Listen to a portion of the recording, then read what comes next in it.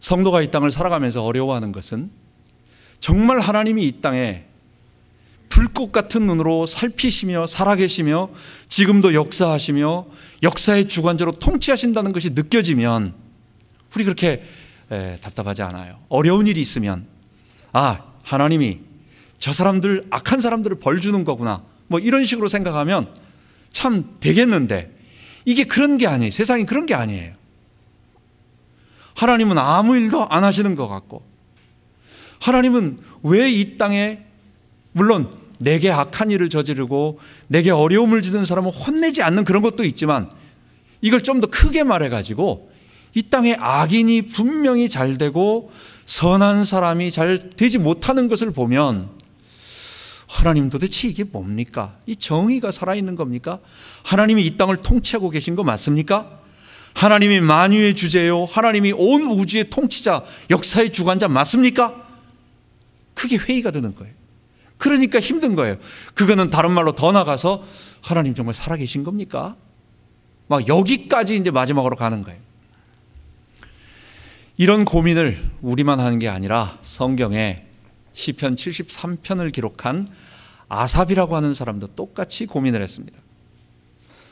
아삽은 다윗 왕 시대에 있었던 성전에서 계속 하나님께 찬양을 드리는 사람이었어요. 오늘날 우리 말로 표현한다면 교회에서 풀타임으로 전문직으로, 그것만 풀타임 전문직으로 하는 뭐 성가대장이나 음악 패스터나 이런 스타일의 그런 분들인 것이죠. 이 아삽이 73편을 쓰면서 그가 고민을 합니다. 그 고민을 우리 한번 잠깐 읽어보도록 하죠. 아삽이 고민하는 것은 뭐냐? 우리가 고민하는 것하고 똑같아요. 하나님이 참으로 이스라엘 중에 마음이 정결한 자를 자에게 선을 행하시지만, 그런데 나는 거의 실족하였다는 거예요. 내 걸음이 미끄러져 가지고 내가 완전히 낙심하고 실족할 뻔했다는 거예요. 왜냐? 이는 내가 악인의 형통함을 보고 오만한 자를 질시하였습니다. 지금 악인이 너무 잘 되고 형통하는 것을 보니까 하나님은 지금도 선한 자를 이끄시고 역사의 주관자로 통치하신다고 말씀은 내가 배우고 믿는데, 근데 실제로 보니까 그게 아니라서 나는 낙심했단 말이에요. 악인은 죽을 때 고통도 없고 힘도 건강하고 타인과 같이 고난도 없고 타인과 같은 재앙도 없고, 그래서 그는 교만해서 그는 강포하고 강포로 저의 입을 말하고, 그가 살쪄가지고 저의 눈이 막 이렇게 살이 쪄가지고 이게 잘 먹는다는 얘기예요. 저의 소득은 마음의 소원보다 넘쳐나고, 저는 능욕하며 압제하며 악하게 압제하며 말은 거만히 말하며 저의 입은 하늘에 두고 저의 혀는 땅에 두루다니, 온갖 악한 말들은 다 써 있어요. 12절에 보면 볼지어다 이들은 악인이라 항상 평안하고 거기에다가 재물은 더하도다. 이 하나님의 사람 아삽이 분명히 성경에 시편 1편에 보면 여호와의 말씀, 복 있는 자가 누구냐 말하면 여호와의 말씀을 주야로 묵상하는 자가 복 있다, 악인은 그렇지 않다, 바람에 나는 겨와 같다, 다 알고 있었어요. 믿고 있었어요. 교회에서 그 하나님을 찬양하고 있었어요. 근데 세상을 바라보니까 실족하는 거예요. 악인이 너무 잘 되고 형통하고 안 되는 게 없잖아요. 지난번에 우리 라멕을 보면서 가장 악한 라멕이라 할지라도 그의 자녀가 큰 성공을 하게 되고 딸까지 이쁘고 그리고 아내도 둘인데다가 그의 목숨까지 오래 가고 부러운 게 하나도 없는 악인. 그러니까 믿음의 사람들조차도 악인을 보면서 성경은 그렇지 않다고 써 있는데 실제로 보니까 그러니까 낙심하는, 이게 우리의 삶에서 제가 서론에 처음 말했던 것처럼 하나님, 정말 하나님은 역사의 주관자 맞으십니까? 하나님은 지금 내 삶에 들어오셔서 나를 통치하시고 다스리고 계신 것입니까? 여기에 대한 답답함과 아픔과 고민과 여러 가지가 있는 것입니다. 이런 고민에 있는 우리 지난 시간에 지금 계속해서 엘리야부터 쭉 나오고 있습니다. 이스라엘 시대의 가장 대표적인 왕이, 북이스라엘의 대표적인 왕이 하나 있어요. 그게 누구냐? 아합입니다. 뒤에도 말씀드리겠지만 북이스라엘은 9개의 왕조가 있었어요.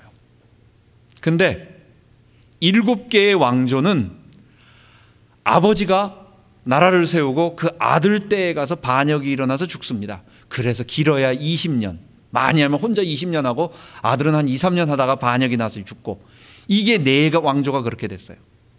1년 하거나 1개월 하거나 무슨 7일 동안 왕한 3명의 왕이 그렇게 됐어요. 그러니까 7개의 왕조는 한 20여 년 겨우 왕조, 제일 긴 게 20여 년이면서 짧으면 7일, 길면 20여 년, 완전히 그런 왕조였어요.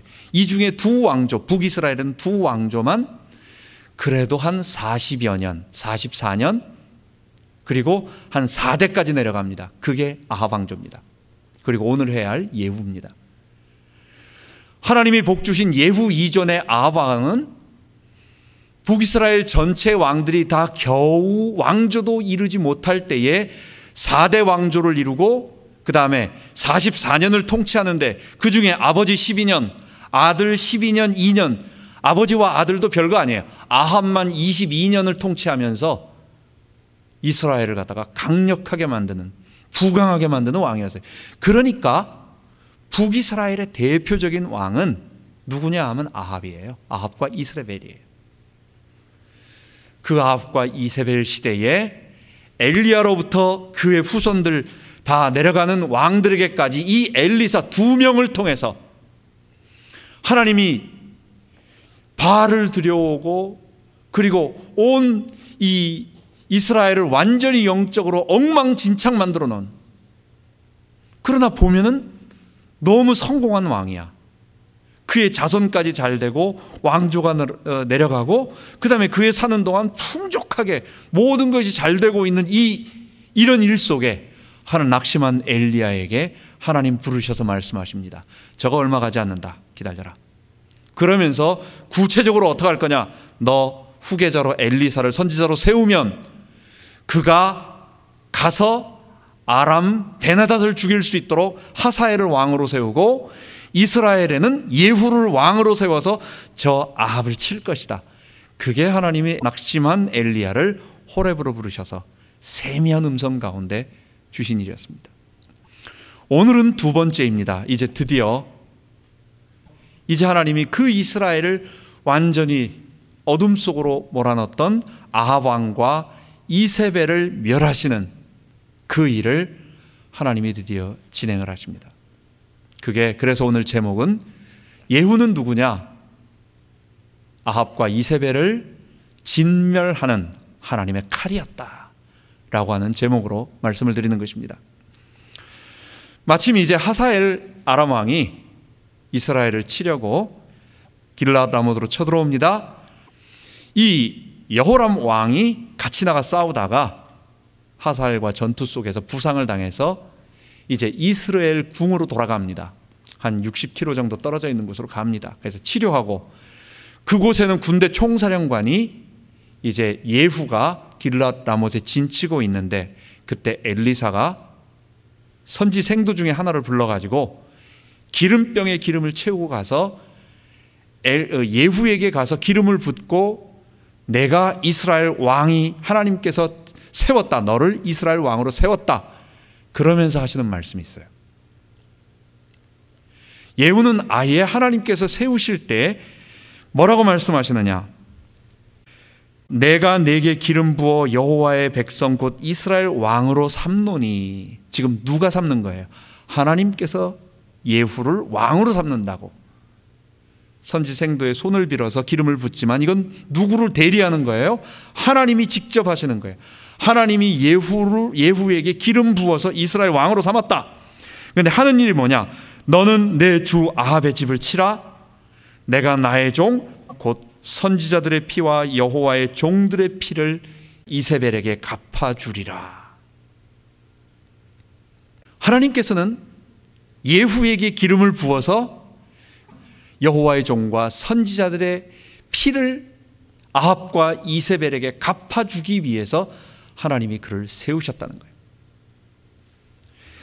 기름 부음 받은 예후가 이제는 군사를 이끌고 이스라엘, 바로 여호람 왕이 병들어서 쉬고 있는 그곳으로 달려갑니다. 성문에서 내려다 보니까 예후가 달려오는 모습이 너무 거칠게 달려오니까 여호람 왕은 저 예후가 왜 이렇게 빨리 달려오느냐? 근데 아직까지도 이 사람은 하나님께서 예후에게 기름을 부어서 그가 자기를 치려하는, 여호람이 아합의 아들이니까 자기를 진멸시키려 온다라고 하는 것은 전혀 모르는 거예요. 그래서 저렇게 빨리 달려오는 거 보니까 혹시 옛날 우리식 표현으로 한다면 마라톤에서 그 페르시아 군대를 이긴 그런 좋은 소식을 막 가지고 너무 기뻐가지고 달려오는 거 아니냐, 이런 느낌을 가지고, 그래서 오늘 읽은 본문에 병거를 메우라, 병거를 대령하라, 그래서 자기가 병거를 타고 예후에게 달려 성문을 열고 나가는 것입니다. 그러면서 여호람이 물어봅니다.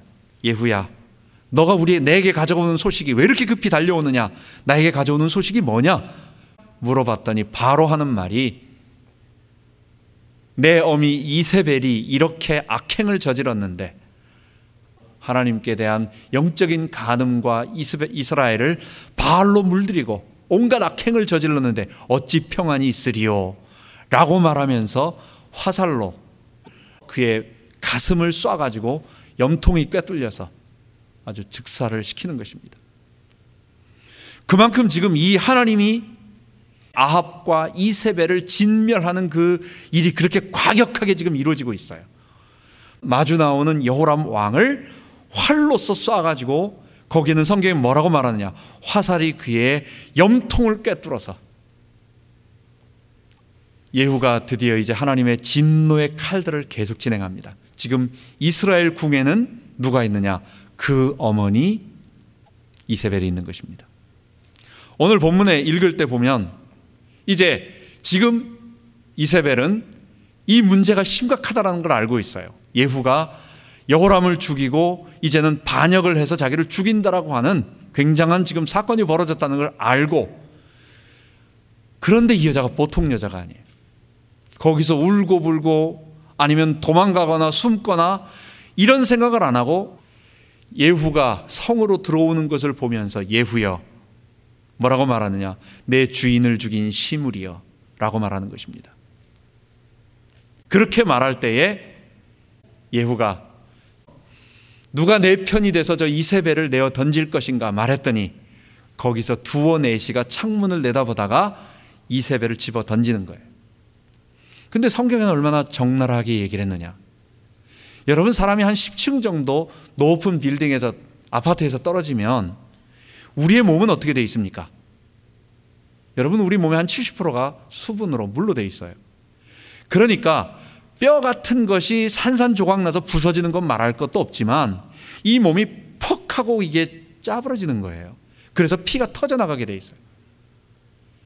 그래서 그 이스라엘 성과 성벽에 있는 높은 망대에 있는 분이 꽤 높았던 것 같아요. 그리고 밑에는 흙이나 잔디가 아니었던 것 같아요. 돌로 되어 있는 어떤 그런 쪽이었던 것 같아요.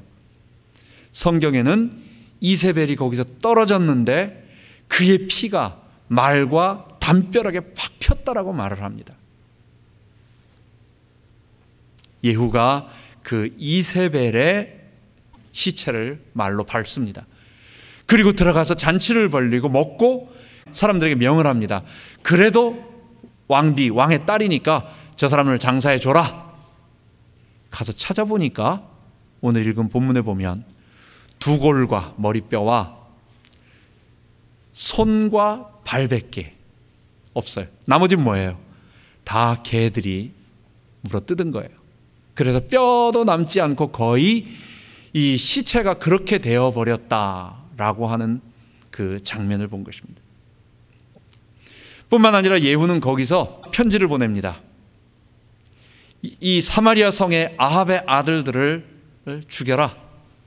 그러니까 거기에 있는 방백들이 그 편지를 받고 그 사마리아 수도 성에 있었던 아합의 모든 아들들, 손자들까지 다 포함해서 70명을 전부 죽여서 머리를 잘라가지고 광주리에 담아서 예후에게 가지고 옵니다. 대단하죠? 하나님께서 말씀하신 그대로 여호와의 진노가 그대로 임하고 있는 것입니다. 마지막으로 이제는 예후가 사마리아 성으로 들어가요. 아합에 속한 사람들을 다 찾아가지고 죽이고 모든 이스라엘, 북이스라엘 전체 명령을 내려가지고 바알 제사장과 선지자들과 그 다음 바알을 섬기는 자들은 다 사마리아 성 이 바알 산당으로 모여라. 내가 왕이 되었으니까 왕이 된 것을 기뻐하며 축하하며 이런 큰 거룩한 절기를 지킨다. 명령을 내린 거예요. 아합은 바알을 적게 섬겼지만 나는 바알을 크게 섬길 것이다. 그랬더니 모든 바알 제사장과 사람들이 다 몰려듭니다. 그것을 포위했어요. 군사들을 집어넣어서 한 사람도 도망가지 못하게 바알 제사장들과 선지자들을 죽여라. 그래서 이스라엘 땅에 공식적으로 어떠한 바알 제사장도 존재할 수 없도록, 선지자도 남지 않도록 바알 숭배자를 완전 멸절시킨 것입니다. 그리고 나서 그곳을 뭐로 만들었느냐? 우리 번역으로 화장실 이렇게 하지도 않고 변소라고 아예 그냥 그렇게 말을 해버렸어요. 그렇죠. 옛날에는 변소예요. 오늘 화장실 하면은 참 그래도 미화된 말로서 거기서 어떨 때는 향기도 좀 나면서 어떨 때는 음악 소리도 좀 나면서 이렇게 깨끗한 분위기가 나는데 여러분 완전히 변소로 만들어버린. 그래서 바알 산당이 이세벨이 세워서, 그러니까 이세벨이 나라를 통치하면서 득세해가지고 한 22년 아합이 왕이 되고 22년을 통치하고 그의 아들 14년 요람이 죽은 때가 14년 다 해서 된 거예요. 고작 30여 년 그때 반짝하고 나서 그 다음엔 어떻게 된 거예요? 완전히 아합, 이세벨, 바알 그 산당까지 하나님께서 예후를 통해서 진멸하신 것입니다. 하나님은 죽으신 하나님이 아니에요. 하나님은 정말 오래 참으시고 악인이 회개하기를 원하십니다. 하나님은 그냥 조금 마음에 안 든다고 그냥 일단 죽이고 보는 그런 게 아니에요. 하나님은 아합과 이세벨에게, 그의 가문에게 오랫동안 기회를 주셨어요. 그의 죄가 악한 짓을 저질렀지만 죽일 정도까지는 안 될 정도, 그러니까 죄악이 찰 때까지.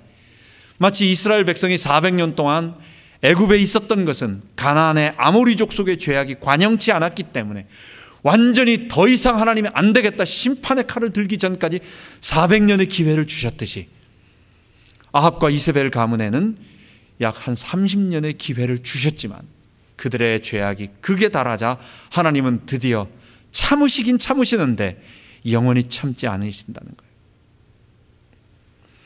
하나님의 진노의 칼로서 하나님께서 예후를 들어 사용하신 것입니다. 그래서 하나님은 이제 이세벨과 바알을 진멸한 예후를 축복하셨습니다. 아까 말씀드린 것처럼 예후 이전까지 가장 긴 왕이 아합 가문 44년입니다. 하나님은 예후에게 뭐라고 말하느냐? 너에게 5대의 왕이 되도록 하겠다. 거기에는 4대라고 말하지만 그의 자녀 4명까지 내려가겠다는 거예요. 그럼 자기를 1대라고 치면은 대수로는 5대가 되는 거예요. 그래서 89년에 이스라엘에서 가장 긴 역사를 체험하도록 만들어 해주시고, 물론 예후가 다윗처럼 거룩한 성군은 아니었어요. 그도 잘못을 많이 했습니다. 그가 왕이 막상 되고 보니까 그도 이전의 왕들처럼 여로보암이 세운 금송아지를 섬길 수밖에 없었다는 말이 좀 이상하지만 그걸 넘어서질 못하고, 그리고 자기도 그걸 섬기고 여호와 율법을 지키지 못했던 건 사실이에요. 그러다 보니까 아람으로 인해서 하나님께서 아람을 통해서 치셔가지고 길르앗 라못과 함께 북쪽 동쪽에 있는 모든 땅들을 다 잊어버리고 마지막에는 아수르 살마네셀 3세에게 조공을 바치면서 굉장히 약화되는, 예후도 그런 어려움을 당했어요. 예후가 절대로 완전히 축복받은 왕은 아닙니다. 제가 오늘 강조하는 부분은 뭐냐? 하나님이 얼마나 아합과 이세벨을 진노하셨으면 이스라엘을 바알로 뒤덮은, 그러면서 하나님 없다고 기고만장하면서 그러면서 예수 안 믿고, 오늘 우리식 표현으로 예수 안 믿고 의를 행하지 않아도 나는 이렇게 잘 살아, 우리 아들들이 다 왕이 됐고 나는 떵떵거리며 살 수 있어라고 하는 그 악인을 하나님이 심판하시는데 처절하게, 완벽하게, 아주 그의 감은 오늘 숫자만 세도 어림잡아서 한 150명, 200명 되는 그의 감은 숫자로 나온 것만, 그리고 거기에 바알에 속한 자들과 제사장들까지 포함하면 1000명, 2000명이 죽어나가는, 하나님이 완전히 진멸하시는 일을 하셨고, 그리고 그를 축복하셔가지고 이전에 아무도 그렇게 못했는데 제일 많아도 4대까지 못 갔는데 넌 5대 가게 하겠다. 그리고 아합보다 2배나 되는 89년, 44년 했는데 이쪽에는 89년에 왕조가 되도록 하겠다. 그 하나님의 진노하시는 하나님을 실행한 예후를 하나님이 축복하신 것이었습니다. 우리는 그것을 보면서 하나님의 진노의 심판이 크구나. 하나님은 악인을 참고 돌아오기를 기대하시지만, 그러나 하나님이 그냥 두지는, 영원히 참지는 않는다는 것. 한국에서 시골에 이렇게 차를 타고 갈 때 시골 그 국도 같은데 경찰차가 저쪽에서 반짝반짝반짝하고 있어요. 그래가지고 놀라가지고 속도를 늦춥니다. 가보면 빈 차예요. 그러니까 폐차 직전에 있는 차를 쓰지 않는 경찰차에다가 그 위에 등을 달아가지고 그렇게 하고 있어요. 어떤 데는요, 마네킹에다가 경찰 옷을 입혀, 지금은 유치해서 하지도 않겠죠. 지금은 스피드건을 모습을 이렇게 해가지고 멀리서 보면 경찰처럼 보여요. 근데 여러분, 처음에는 뜨끔해가지고 착하게 운전하자, 그래가지고 이렇게 운전하지만 한두 번 지나가다 봤다. 근데 계속 거기 있다. 웃습니다. 저거 웃기고 있네, 저거 장난이네 하면서 암만 경찰 모습을 하며 스피드건을 쏘고 있고 경찰차가 반짝반짝거려도 그게 가짜라는 것을, 그게 꼼짝 못하는 아무것도 아닌 마네킹이라는 것을 안다면 우습게 여기고 장난쳐요. 우리 하나님이 아무리 죄질을 저지르고 해도 벌 하나 못 주고, 아이고야 너 그러면 안 되지, 안 되지 말만 하고, 너 그러면 안 돼 이렇게 말만 하고 아무것도 못하는 하나님이라면, 사람들이 그런 만만한 하나님이라고 한다면 마지막에 하나님을 비웃으면서, 하나님 없어, 내가 이렇게 악을 저질러도 하늘에서 번개 한 번 못 치는 나 이렇게 잘 되잖아, 하나님 가만 안 둔다는 거예요. 우리 하나님 바보 아니라는 거예요. 하나님은 만홀히 여김을 받지 않는다는 거예요. 하나님이 지금 회개하고 돌아오기를 기다리시고 하나님 참고 계신 거죠. 여러분, 어떨 때 우리가 계속해서 역사의 주관자이신 결론으로 넘어가면서 계속 말씀을 드립니다. 우리가 답답한 것은, 하나님 좀 요때 확 나타나가지고 그냥 한 번 치고 저거 아니라는 거 말 좀 해주면 참 시원하고 모든 사람들이 다 깜짝 놀래가지고 하나님 믿을 텐데 왜 하나님 그렇습니까? 왜 그렇습니까? 이런 생각을 하게 돼요. 제가 아이들 대학 갈 때 대학생들에게 주는, 이렇게 만들어주는 한 1000불짜리 리미트의 크레딧 카드를 은행에서 그냥 만들어준다고 해서 그걸 만들어서 2장을 줬어요. 이제 아이들 가만 보니까 1, 2학년 때를 얘기합니다. 그때 아이들 주소가 다 나한테 되어 있으니까 우리 집으로 애들이 쓴 돈이 날라와요. 그 내역서가, 종이가 날라와요. 페이퍼리스를 안 해놔서 날라와요. 그래서 어떻게 하다 버리기, 이놈들이 뭐 썼나 보면은 치폴레, 아니면 주로 먹는 거 5불 6불짜리 먹는 거 애들이 쭉 해가지고 100불 200불 어떨 때는 그렇게 막 쓴 게 나와요. 그래 다음 달에 200불 갚아라 이런 식으로 나와요. 여러분, 내가 그 애들에게 카드를 줬을 때는 너 여기서 아무렇게나 써도 네 나름대로 최선 다해라. 내가 치폴레 먹을 때 전화 딱 해가지고, 야 애들같이 치폴레 먹는데 이런 거 쓰냐, 조금 하면은 이거 돈 많다. 여러분, 하나하나 일일이 간섭한다면 어떻게 되겠어요? 하나님이 우리에게 이 땅에 보내신 것은 우리에게 무한한 자유, 물론 그 무한함이 내가 하나님 없이도 마음대로 살 수 있다는 자유는 아니에요. 그러나 너 이 땅에서 살아라, 내가 너에게 자유를 준다. 그러나 그 자유는 내가 너에게 준 자유고 그것에 대한 책임을 네가 질 거다. 그리고 은행 내역서에 나오듯이 반드시 너가 한 거는 다 기록에 나올 거다. 그걸 알고 살아라고 그 한도 내에서 자유를 주신 거예요. 하나님은 툭 하면 전화 걸어가지고 부모가 자꾸 간섭한 그런 거 아니에요. 하나님이 참고 계십니다. 하나님이 역사 안 하고 계신 것 같습니다. 하나님이 지금 온 우주만 내 삶 속에서 가만히 계신 것은 하나님이 이 정도까지는 내가 너에게 줬어. 괜찮아. 그러나 너가 하고 있는 지금 이 인류에 돌아가고 있는 것 하나님이 통치하는 거야. 지금 그 한도 내에서 되어지는 걸 알아야 돼요. 두 번째, 하나님은 아합과 이세벨에게 기다리셨지만 하나님은 그들을 영원히 참지 아니하셨어요. 성경에서 가장 처절하게 죽임당한 그 가문이 있다고 한다면 성경 2장에 걸쳐 가지고 예후라고 하는 한 사람을 통해 가지고 하나님은 그들을 완전히 처단하십니다. 그리고 예후를 축복하십니다. 호세아 1장 4절에 보면 마치 거기에 예후의 피를 갚겠다고 말하는데 그것은 예후를 말하는 것이 아니라 예후 가문의 왕들의 모든 잘못들을 예후를 대표해 가지고 말하는 것입니다. 그것은 약간의 오해 부분이 있는데 그건 뭐 여러분들이 성경 읽다가 나중에 말씀드리도록 하겠습니다. 하나님은 아합과 이세벨을 진멸하셨다는 거. 그래서 잠언 24장 1절에 보면 너는 악인의 형통을 부러워하지 말며 그와 함께 있기도 원하지 말지어다. 그렇게 말하는 것입니다. 오늘 마지막으로 아까 읽었던 그 아삽이 했던 시의 뒷부분을 읽으면서 마무리하도록 하겠습니다. 아삽이 73편에 처음에 자기가 너무 답답해가지고 하나님 나 정말 낙심했습니다. 나 실족했습니다. 지금 솔직히 내가 하나님 앞에 실족한 건데 말합니다. 내가 악인을 보니까 하는 것마다 잘 되고 건강하고 돈 많이 벌고 살이 쪄가지고 이건 지금 비만 걸렸다는 얘기가 아니라 남들은 지금 다 배고프고 있는 시대에 이렇게 먹을 게 풍부했다라는 얘기.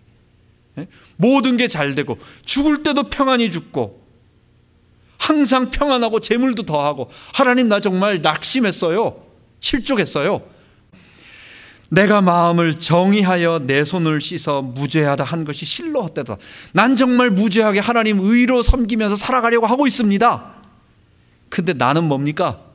종일 재앙을 당하여 아침마다 징책을 당한대요. 자, 악인은 그렇게 장하고 나는 거룩하게 살려고 죄 없이 하나님 앞에 경건하게 살려고 하는데 나는 맨날 재앙을 당하고 나는 맨날 징책을 당하는 일을 하고 있습니다. 나 그래서 실족했습니다. 라고 말하는 것입니다. 마지막 부분에 16절에 보면 하나님께서 성전에 들어갈 때 아삽에게 깨달음을 주십니다. 내가 어쩌면 이 일을 알까 하여 생각한 즉 내가 심히 곤란하더니 하나님의 성소에 들어갈 때에야 저희 결국을 내가 깨달았나이다. 주께서 참으로 저희를 미끄러운 곳에 두시며 파멸에 던지시니 저희가 어찌 그리 졸지에 황폐되었는가 놀람으로 진멸하였나이다. 그들이 그렇게 되는 것은 잠깐이라고 하는 거예요. 그것이 다가 아니라고 하는 거예요. 아직 끝난 게 아니라는 거예요.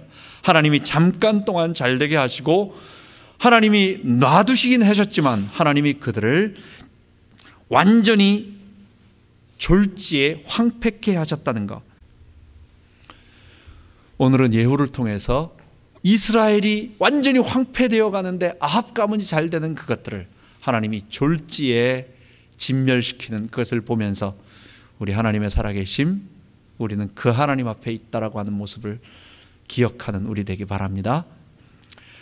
하나님 아버지, 올 마지막 말씀이 공교롭게도 역사의 주관자이신 하나님이 참고 사랑하시고 인내하시고 죄인이 회개하기를 돌이키시기를 기다리시다가 드디어 하나님은 악인을 진멸하시는 그 장면을 보게 되었습니다. 우리 하나님은 만홀히 여김을 받는, 우습게 여김받는 분이 아니라 하나님의 공의의 심판이 이처럼 무섭고 두려우니 하나님, 우리가 그 하나님 앞에, 그러나 그 하나님이 심판만 하시는 분이 아니라 자기를 따르는 거룩한 의의 백성에게 상급을 주시는 하나님이신 줄 알고 우리가 하나님을 섬겨나가게 하여 주옵소서. 우리 주 예수 그리스도의 이름으로 기도하옵나이다. 아멘.